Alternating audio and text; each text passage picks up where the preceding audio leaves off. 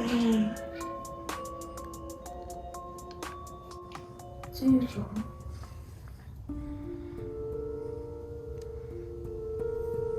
خلينا نستحكم. مطول تحمل شو والله جوعان ما راح يقدم كثير جوعان ما راح تحمل شو.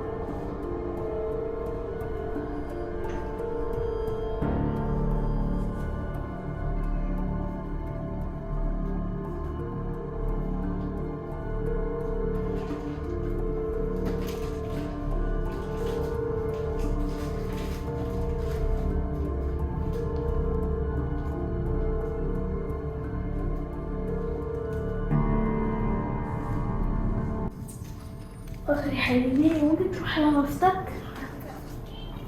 يلا روح.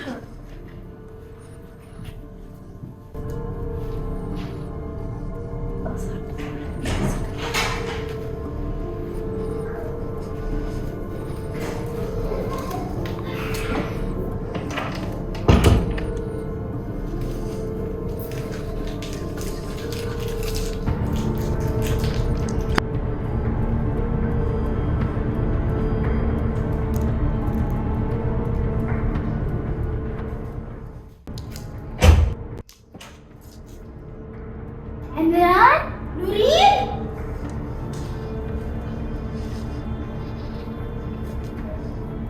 عمران شو بتعمل؟ وليش يا لولو؟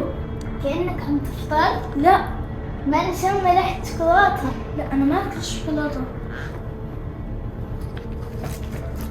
طلعت ماكل شوكولاتة؟ لا والله ما أكل بس كنت بدي أكل. ما سمعت حديث بتاع رسول الله صلى الله عليه وسلم؟ لا يا لولو. قال رسول الله صلى الله عليه وسلم: اعبد الله كأنك تراه فإن لم تكن تراه فإنه يراك.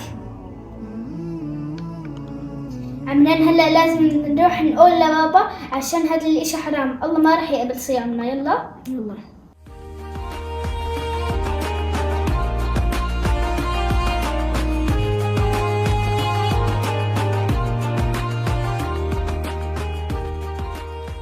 أهلا بابا، كيف حالك؟ أهلين يا عمران.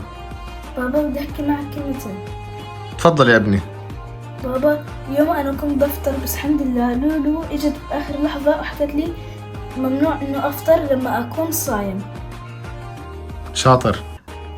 الحمد لله ما فطرت. برافو عليك يا لورين، كثير شاطرة. وانت كمان يا عمران برافو عليك انك عرفت خطأك وما أفطرت.